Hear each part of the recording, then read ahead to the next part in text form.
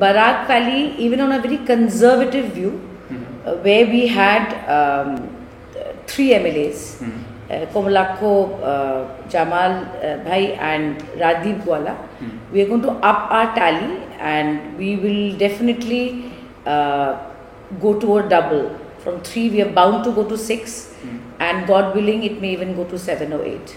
Namaskar, welcome to another episode of Straight Up Front. Today I have with me the National President of Mahila Congress and the former Member of Parliament, Sushmita Dev. Thank you very much for joining us. Thank you. The polling is over, the permutation and combination begins. What's your assessment on Assam and especially Barak Valley? Well, I am extremely confident, but I am not overconfident. But I think we will definitely cross the halfway mark. There is no doubt about that because of our strategic alliance. And in Barak Valley, even on a very conservative view, where we had 3 MLAs, Komalakho, Jamal Bhai and Radip Gwala, we are going to up our tally and we will definitely go to a double. From 3 we are bound to go to 6 and God willing it may even go to 7 or 8. Okay. Any particular reason why this confidence comes? Because 2019 we know the election didn't go as you expected.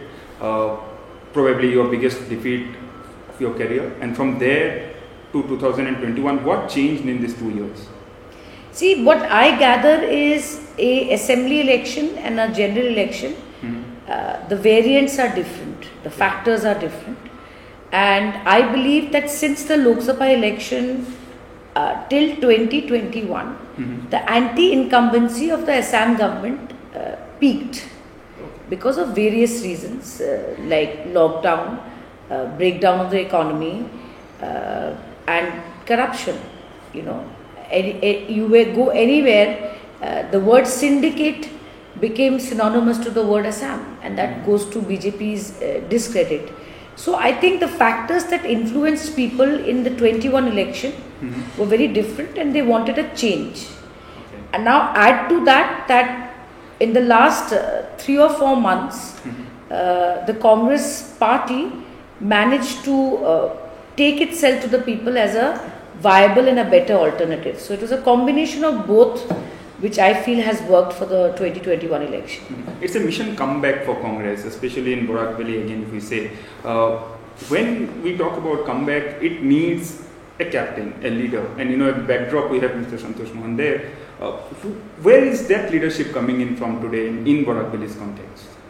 See, leader is a very big word. It's a very heavyweight word and it's all right to use it for Santosh Mohan Dev ji or to use it for Tarun Gogoi ji. But I definitely had a role of responsibility, and my responsibility is to make sure that everything is streamlined, everything goes smoothly, and to diffuse and do a lot of damage control. So I don't know whether that's the definition of a leader, but I believe that was my responsibility. And that was the responsibility the AICC gave me. And I tried my best to fulfill those duties.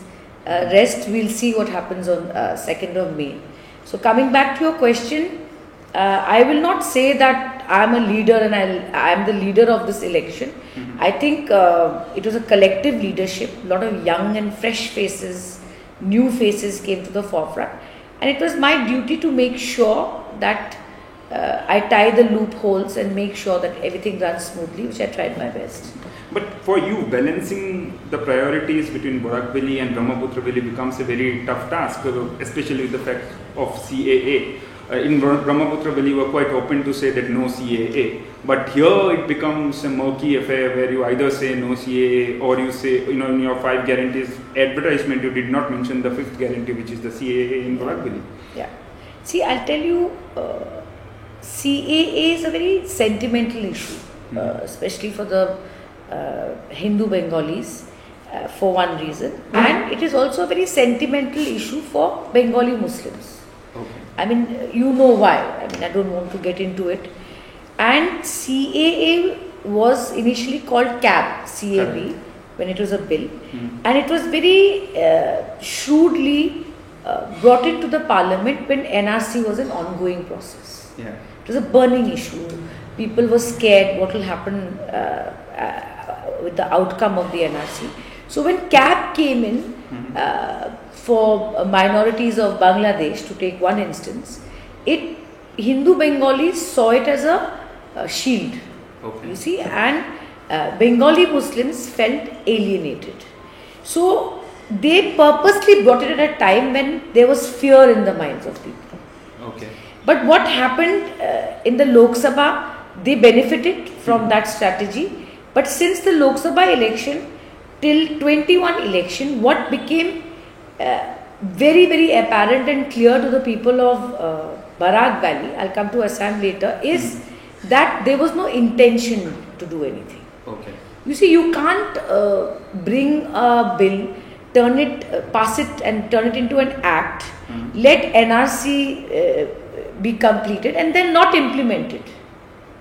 So it was like in Hindi they say dal mein kuch kala hai. People realized that this was nothing but something that was timed to do vote bank politics. And they succeeded in Lok Sabha in Barak Valley. Yeah. But I don't think they succeeded in the assembly elections. Now coming to Upper Assam.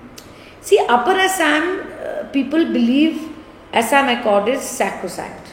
And they felt that CAA would dilute the Assam Accord. So it was, Congress party made it an issue there.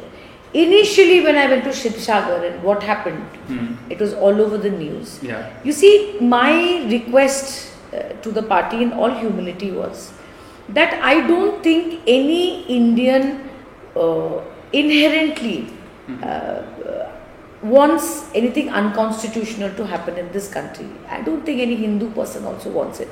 But yes, I wanted a solution, a constitutional solution, that what is going to happen to the people who have now lived in Assam for 20 years or 30 years or whatever, and what if they are left out of the NRC? I need a solution.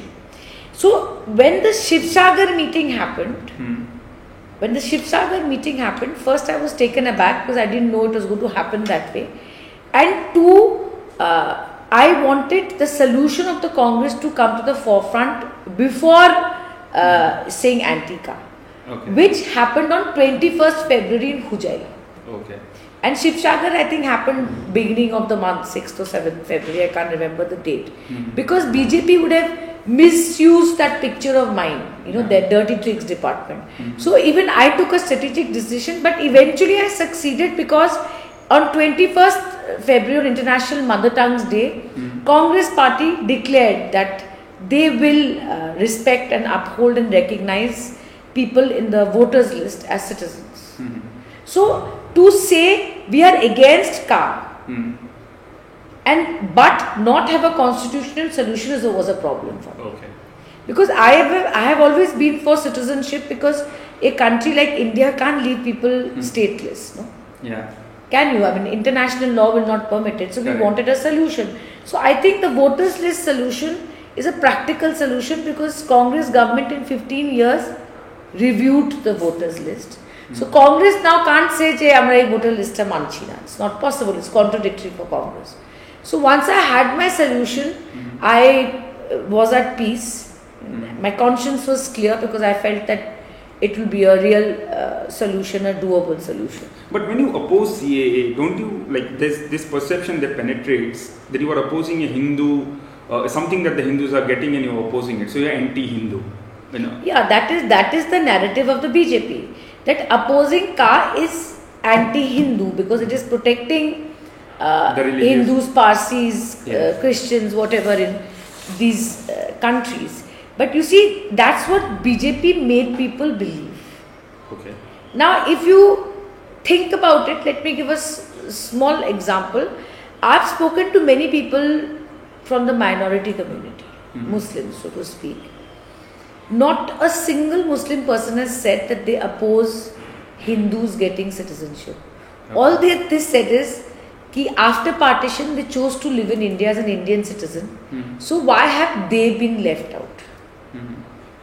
You see, understand the sentiment. They never said Hindura হিন্দুদের নাগরিকত্বর বিরোধিতা আমরা করছি শাহিনবাগে বা যেখানে, but ওরা বুঝতে পারেনি যে পার্টিশনের পরে মুসলিম people they had the choice of going to Pakistan, they had the choice of going to Bangladesh. ওরা ইন্ডিয়াতে থেকে গেছে. Now to keep them out like this was a sentimental issue for them. So I don't think মুসলিম মানুষরা হিন্দুরা নাগরিকত্ব পাবে সেটার বিরোধিতা করেনি, but they felt left out and they expressed that feeling. কিন্তু বিজেপি এটাকে as usual they made it a anti-Hindu issue. It's not. I am crystal clear. Hindus, Muslims, Assamese, Rajbanshi, Nepali, Bhojpuri, everybody should get the protection of the constitution and any law which is to accommodate people outside the NRC. There should be equal treatment of everybody. But they are persecuted. Like Muslims can't be persecuted in Bangladesh, Afghanistan or Pakistan. You can. There's the issue of Sunnis and Shias. Okay. So I mean, Taslima Nasrin is persecuted in her country. So there are enough examples, and it is crystal clear, to summarize it, that CAA was a political tool to divide and consolidate a vote bank in their favor.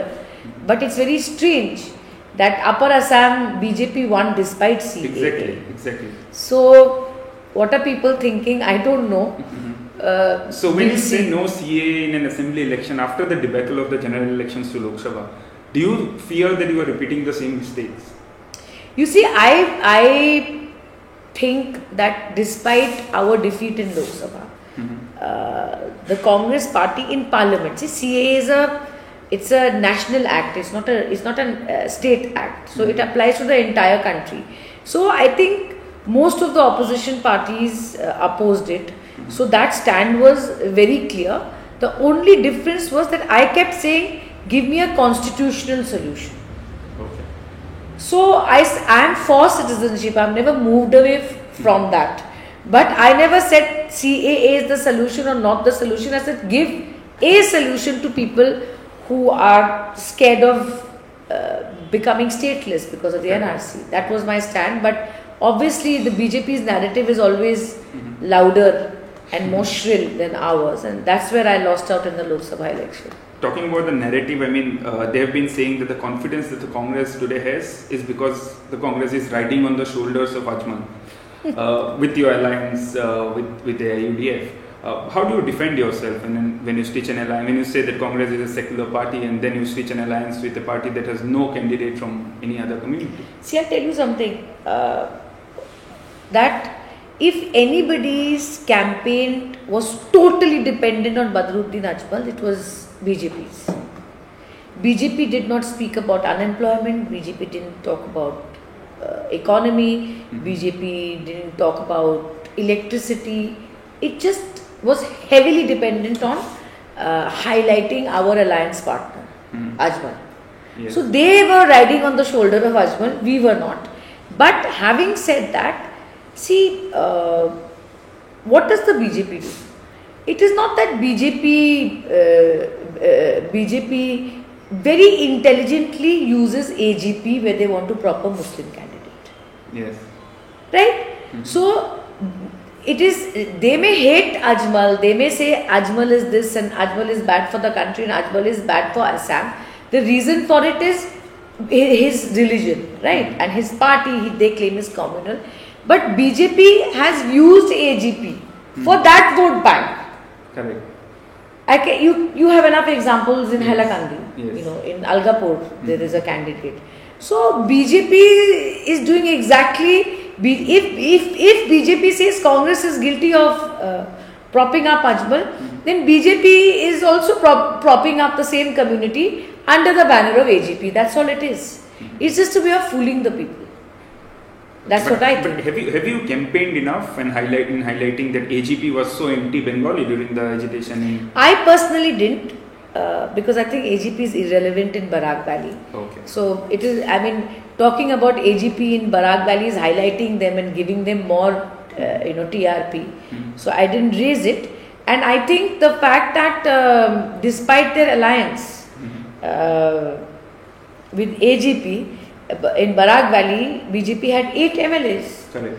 So, which told me that it may not be such a big issue to people. So, we categorically stuck to jobs, we stuck to empowerment of women, and we stuck to issues like electricity and development of Barak Valley, and I thought that was the right thing to do. 5 lakh jobs. Do you think it's realistic to provide that many employment opportunities? Do we have enough money in our bank in Assam to? I think it's a very important question that you've asked. See, I'll explain to you. We did our maths. Yeah. Why are we not saying 7 lakhs? Why are we not saying 10 lakhs? Why are we not saying 15 lakhs? We are saying 5 lakhs over the next 5 years. Now, this includes doctors, nurses, engineers, as well as 3rd grade, 4th grade staff in the secretariat and government offices. Now, this has a direct connection to good governance. Punjab has a population of 2 crores something, and Assam has a population of 3 crores. Yes. Punjab, the strength of government employees in Punjab is 10 lakhs, if not more. And the strength of government employees in Assam should have been 5 lakhs, but there are vacancies, so it's less than 5 lakhs. So, a state which is more populated in Punjab, for it to work efficiently and deliver on governance and administration, you must have 10 lakh employees at least. Okay. So, even if we have to find the money from wherever, however we'll plan it, we'll unfold that also once our government is formed. It must be done. You see, so when BJP said 25 lakh, that was just like a, something in the air, because Dr. Himanta Biswa Sharma has now come down to 2 lakhs himself. Yeah. But we have done our maths and we will deliver, and you be rest assured that you can count the heads at the end of 5 years. It is very much doable, and it must be done for better governance in Assam. Minister Porimal Suklabuddha said that there is no problem in you writing all these things in the manifesto, because you don't have to form the government and fulfill these aspirations, so you can write whatever you want to. See, Porimal must be drawing from his own experience, because that's what the Bharatiya Janata Party does election after election. Package for Bihar, then no package. 25 lakh jobs, no jobs. So Porimal is a victim of his own circumstances. So he's reflecting his own experience and the poor track record of his party. And I can tell you that if you visit Punjab or if you visit Chhattisgarh, you will see that we have delivered on everything we've said. We've given the MSP we said to the farmers of Chhattisgarh, and I assure you that we will deliver in Assam. Very close to your house is the Silchar railway station. Yeah. In the manifesto it's written that the name of the station will be changed. But Congress had a government for 15 years in Assam. Why didn't you do it back then? Why are you saying that we'll do it once you elect us to the government again? See, let me set the record straight. I wish I had the documents. I can send it to you later. Tarun Gogoi ji, when he was the chief minister, had already given a no objection. Okay. And it went to the centre. Correct. Then centre said regional patriotism or some criteria was there, so it cannot be named. So Assam government, when it was under the Congress, never stood in the way of renaming the station. Now compare that to what the Bharatiya Janata Party did.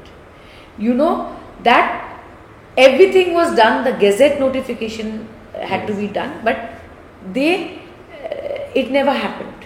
Now, apparently some people objected, but there is no clarity on what the SP's report is. So you see, BJP is very surreptitious. Shamne ek kotha, pichone ek kotha. We are very crystal clear. You can say Congress failed in doing this. Yeah. But you can't say Congress said this and did something else. That's the difference between Congress and BJP. BJP sorashori mittha kotha bole. Sorashori manipulation kore. Congress is very clear, our government will come to power. We will write to the government of India to go ahead with this. Okay. And then government of India will have to do it, because we cannot do it. This is the central government property, a station. But we will do what is in our part, and we have done it before when Tarun Gogoi was in power. So even if the Congress is elected to power, it is not certain that will happen, because in the centre you have the BJP to take on. Absolutely. We have promised to do it on our part, and I am sure Dr. Rajdeep Rai will ensure that it's done in the centre, unless he's against renaming the railway station. I don't know, you should ask him. Another issue that comes when each time we go for an election campaign, and that is the HPC, the Hindustan Paper Mill. we have seen in BJP's manifesto, the Jagirod paper mill is mentioned, the revival of Jagirod paper mill, but the Kachar paper mill is not there. Is it over for Kachar paper mill? What's like? I know you said that it will revive it, but do you see any possible revival on See, Bharatiya Janata Party, the central government or the state government have no intention of reviving the Kachar paper mill. It's crystal clear. I myself have seen the Chief Minister of Assam, Sonowal ji, going to the Prime Minister or to Delhi at least 6 to 10 times to ask for the revival of this. But he got no response. I think you will agree with me there. Number two, if the Chief Minister of Assam, Sonowal ji, wanted, he simply has to buy it from the central government. Correct. Now I'll explain to you, you all know it, but for your viewers, Kerala government did that. Yes. They said, what is the value of the land? You deduct the value of the land, put a valuation to the property of machinery, equipment, land, building, not land, building. Yeah. And Kerala government bought it. Assam government could have easily done that. So we promised to revive it. This was a mini Ratna company and it gave massive dividends to the government of India in the past. My father was the heavy industry minister. And it is doable. We will definitely do it. But has the opposition in Congress in the last 5 years in Assam spoken enough about the paper mill? Do you think enough agitation were done about paper mill? Do you think it was an issue actually raised by the opposition? See, I raised it in Parliament throughout as MP. We did several dharnas in Guwahati. We have done dharnas in Kachar. But like any other dictatorship in the world, this is a dictatorial government. So we have tried our level best, but this regime is a fascist regime. So for them, no protest, no voice of dissent matters. And who knows it better than you? You're a journalist. So it fell to the deaf ears, but we did whatever was constitutionally within our rights without creating any civil, riot or things like that. We did everything in our power that is democratically possible to revive this mill, but we could not. One more thing, coming back to Borakveli, I mean, you are All India President of Mahila Congress, you sit in the Congress Working Committee meetings, it's a huge portfolio to have for any politician in the Congress. But when in Borakveli, it seemed that Didi is more in Delhi and less for us. Do you think that perception has somehow reduced your share of voice be it in Assam Pradesh Congress or in District Congress? See, a lot of people thought after I lost Lok Sabha that I'll be spending more time in Delhi. Yes. ধারণা ছিল মানুষের যে উনি তো হেরে গেছেন এখন দিল্লিতে থাকবেন, কিন্তু আমি মনে করি যে লোকসভার হারার পরে যতটা সময় আমি আমার কনস্টিটুয়েন্সিতে দিয়েছি, মানে সেটা আমার দায়িত্বও রয়েছে,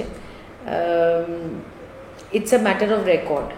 হ্যাঁ, এমপি এবং অপোজিশন এমপি থাকায় আমাদের পার্লামেন্টারি অ্যাক্টিভিটি ভীষণ হেক্টিক ছিল। Modi ji had just come to power, Congress was in the opposition, এত বিল আসতো পার্লামেন্টে যেটা বক্তৃতা রাখতে হতো, তারপরে এত ডেলিগেশনে যেতে হতো, এত কমিটি। সো আমি সময় কম দিতে পেরেছি age N MP, not because আমি ঘুরে বেড়াচ্ছিলাম। আমি আমার অপোজিশনের একটা এমপির দায়িত্ব পালন করার জন্যই দিল্লিতে ছিলাম। বাট আই ফিল দ্যাট, এটা আমার ধারণা, বাকি মানুষ বিচার করবে, কেউ বলতে পারবে না যে লোকসভা হারার পরে উনি দিল্লিতে বসে রয়েছেন। I have spent as much time with my workers, with my people. একটু অনেক সময় আমি সোশ্যাল মিডিয়াতে কম দেখাই, but I have spent a lot of time on the ground, কারণ আমার হারার পরে ফিল্ডটাকে ধরে রাখা is much টাফার। So it's much more hard work for me in the last 2 years and I've tried my best. এই যে ফিল্ডটাকে ধরে রাখা, it also means কংগ্রেসের যারা আছেন লিডার ওদেরকেও ধরে রাখা। And do you think there you failed because we have seen Rajdeep Wala moving to BJP? even there's this perception that Hindus are insecure in Congress. Your Papan Dev, who was supposed to be a candidate, who was actually one of the aspirants, he said that he did not get the ticket because he is Hindu. We have NSUI and Yuva Congress, both are led by leaders from minority community. Now they are brilliant politicians and that's why they are leading, there is no doubt about it. But this perception that Hindus are now insecure in Congress and if you have to be in the politics, you have to shift to BJP. Maybe offers might have come to you also to go to BJP. So how do you combat that situation where you have one particular religious community feeling insecure in your own party that always stood for secularism? See, I have seen some articles in the newspaper saying all this, but I think it's totally incorrect. Okay. And that's the wrong approach, Anirban. You cannot do religious profiling or racial profiling of people in politics. I mean, I understand that vote bank politics does play a role. That's the reality of politics. But today, if I start saying, I am Hindu, my DCC president is Hindu, look at my block president, someone who is Hindu, my youth congress may be Muslim. I mean, this is not the India we live in. So, some critics may say... No, but this came from your party. He himself posted. I said like some critics, that's why I'm calling them critics. So in politics, there'll always be criticism. Correct. And when you don't have real criticism, then you have baseless criticism. And this is one of them. And till the day I am in politics, I have never done racial profiling or religious profiling of any candidate or any office bearer of the DCC. And if I get into that exercise, then I'm falling into that trap. Now, I can't do a head count of how many people are from which religion. But I believe that all castes, all communities and all religions have good and ample representation and balanced representation in the Congress party and the organization of Kachar. And I believe that you can go and do a Reiki. I mean, I welcome you to do a Reiki and let me... No, because Rajdeep Gwala, when he left the party, he said the party that has an alliance with AIUDF and Badruddin Ajmal, I won't be a part of that party. You see, now, publicly that's what he said. See, when people are made to leave the Congress or leave the Congress, they are given a piece of paper to say when you leave, you have to say this. Okay. And they say it. I mean, are you sure that he didn't try to come back to the Congress if he would have been given a ticket? Okay. Ask him that. Yes. What's your assessment of Lokhipur? I mean, see, Lokhipur, Mukesh Pandey is a new face. He's a dynamic young leader. He's proven his success in electoral politics through Zilla Parishad. Yes. He's promising. And I believe that people of Lokhipur will reject someone with a corrupt image, someone who doesn't even belong to Lokhipur and who has only come there for electoral benefit. I think people of Lokhipur will reject the BJP candidate. We are the last page, just a few questions. How did you let go Sunai, which is of course always been a bastion of Congress? Now, is that the bruise of having a alliance with a political party because you have to give up some seats, but giving away Sunai seat, how do you see that entire episode? See, I had a strong opinion on it, as you know, and I felt it's a Congress bastion. And I can't say what exactly happened in the final negotiation. I was not party to it. But you see, Anirban, in politics, in any alliance, there's a certain amount of sacrifice. It's a quid pro quo, give and take. Correct. You see, people were saying AUDF will get 25 seats. They were asking for 26 seats. They ended up with 40. Okay, and but on the other hand, they ended up with Shunai. Yeah. So in that give and take, this was the outcome. I had very strong views on it, and I think it's my democratic right to speak within the party. And that's what I did. But if High Command takes a decision, there is absolutely no way I can go against that decision. And I will do everything in my power to make sure that Congress party remains strong irrespective of the number of seats and the seats that have been given away. I will work harder there to make Congress stronger there. Okay. Your former colleague Mr. Gautam Roy, he is contesting from Kathigora, and you have been actively campaigning in Kathigora against him. How does it happen when you actually take on your former colleague? Well, he chose to come to Kachhar and fight an election, and that too after joining a different party. That discredited him straight away. Okay. You see, so he represents the kind of politics that people do not accept. Okay, he may win an election, he may lose an election, but the kind of politics he has pursued and his style of functioning has never been acceptable to the people of Kachhar. Okay, and I am not speaking against the people of Hailakandi or Katli Chora or anything like that, but that's a general sentiment here. So my battle in Kathigora was nothing personal, but it was a moral fight for me, because I believe that his politics is vindictive. Okay. And that's not the kind of politics I've seen my father do, or Bimolangshu Rai do, or Kovindra Babu do. I've never seen them do vindictive politics. Okay. And I am skeptical of vindictive politics, and that's why I fought hard in Kathigora. So let's see. Silchar MP said you have teamed up with the murderer of your, political murderer of your father, Mr. Badruddin Ajmal, and then you responded saying the actual murderers are Himanta Biswa Sarma and Gautam Roy. From that point of view, it does make a personal, at least an emotionally attached. It's a very naive statement. It's a very naive statement. I mean, should I ask him that you all blamed Mehbooba Mufti for killing Kashmir and then you went and tied hands? I mean, this is a very politically naive statement, and I've responded to it. I mean, I don't know what else to say. And when these statements come up that Badruddin Ajmal saying women are machines of making kids and you don't react to it, the automatic allegation comes in that you are just remaining silent despite being a woman representative. See, I'll tell you something. I think that statement was disgraceful coming from a senior politician. Sometimes by addressing that issue, you highlight that issue more. And I am coming from, this is my personal view, that it is such a disgusting statement. It is a disgusting statement that I was shocked.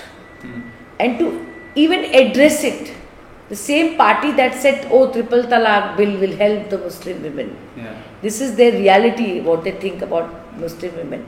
I mean, I didn't even want to dignify it with an answer or a reaction. Okay. And I think, let me tell you something, I have met people across different religions who did not like this statement. আমাদের দেশের একটা culture আছে, একটা we have a certain dignity in this country, in our politics, and this gentleman has really stooped very, very low, and I condemn that statement. Okay. We would like to end with Silchar, of course, where you started it. Tomal Kanti Bonik being the candidate and initially being said that he is not your choice. Then he giving a statement that he won't contest the election. Now, when you are finalizing on a candidate from an important constituency like Silchar, don't you think more clarity should be there on the ground? See, let me tell you something. I never stopped anyone from applying for a ticket. Yeah. Why? I mean, he didn't apply as far as I know. So I can't say why he did that. You'll have to ask him. But you see, in politics, sometimes it's a matter of priorities. You see, right from the start, Anirban, you go back 3 months and see every statement of mine. Yeah. I said I have only one enemy. That's the BJP. Which is the BJP. Yeah. And samajhdar ko ishara kafi. I don't know whether people understood that or not. And I know why I said it. So frankly, I had no personal choice. I put forth my best foot because my fight is with the BJP, and I believe that we will succeed. And I think I have succeeded to some extent, and I thank my party for helping out in this. So I have no, these are all gossip. Okay. You see, you may have you may have differences with people, but when the fight is to save a state from a party which has destroyed the state, what's my priority that time? My priority is to win. Yeah. And that's what I did. No, first of all, the candidate's name was announced very late. I know it was announced. All with candidates, other yeah. Name. Yeah, but the shortlisting happened late. Then we had the Prime Minister of India coming in campaigning in Silchar. We had the Chief Minister of Uttar Pradesh coming in campaigning in Silchar for the BJP. The 10 Janpad just abandoned Silchar. I mean, there was nobody coming in from the Gandhi family. See, I'll tell you something. As you know, that Rahul Gandhi ji was supposed to come on the 30th to Silchar, Haflong and Bokajan. Yeah. Helicopter landing became a problem because of weather. So I don't think it's any kind of abandonment. You look at the track record of every election that has happened. Some person, I mean the Congress president has always come. Yes. Nothing new. This time Sonia ji went nowhere. It is Priyanka ji and Rahul ji went. So I don't think it's abandonment. I mean, you can check it with the ATC tower. What happened? In Silchar is the strong room of EVM. Yeah. The EVM were, we know that an EVM has been found in one of the candidates' car, and then you all protested in Guwahati for the EVM. What's your view on this entire issue of EVM? Do you think that EVMs could be manipulated and an election can be turned around? See, I don't have the expertise to answer this in a yes or no, because I don't know how EVMs are manipulated. But what happened in Patharkandi is not manipulation, it is outright theft of a EVM. Okay. Putting it in the car of the candidate. I mean, I don't know what the officer was thinking. And then the Election Commission of India suspends the officer but takes no action against the candidate. But the question is, how can you not take action against the candidate? What does that tell you about the Election Commission of India? And another thing, যে পার্টিটা বলছে আমরা 5 বছর কাজ করেছি, আমরা আসামে সব দিয়ে দিয়েছি, ওদের ইভিএম চুরি করার দরকার পড়লো কেন? Should have faith in your work, should have faith in people, that people will elect you back. Why steal EVMs? That means they are losing. The writing is on the wall. Okay, but that apprehension about EVM stays even. Absolutely, I think that apprehension about EVM is there worldwide. Correct. Entire world is questioning EVMs. People have stopped voting on EVMs, but in India, I mean, the ECI decides to continue. What can we do? But now you've seen in Maharashtra, there's a local bill. Yeah. That's going to happen in every state. My last question to you, we often hear that Santosh Mohan Deo is what Congress lacks today, and that is why Congress is this condition. Where do you see the next Santosh Mohan Deo coming in from? See, that people will have to answer. I can only try to give, I can only try to work hard in the valley to keep my party going and in best of positions. And who's going to be the next leader? A leader can't decide. People have to decide. And I leave it to the people. Whoever they accept as their leader will be the next leader. But my job is to continue working, and I'll do that. Those who fight for Bengali rights can become a leader in Assam? Of course, why not? Okay, that's where I think it's a great note to end. Of course, because see, I'll tell you something. You can keep saying whatever you want, but there is no bar in the constitution. There is no law in the country that says that a prime minister of a state has to be of one religion, one community or one language. There is no constitutional bar. Correct. Whether we become or not is a different thing. That's politics. But anybody in this country, irrespective of the religion, caste, community, language, can be an aspirant for any position.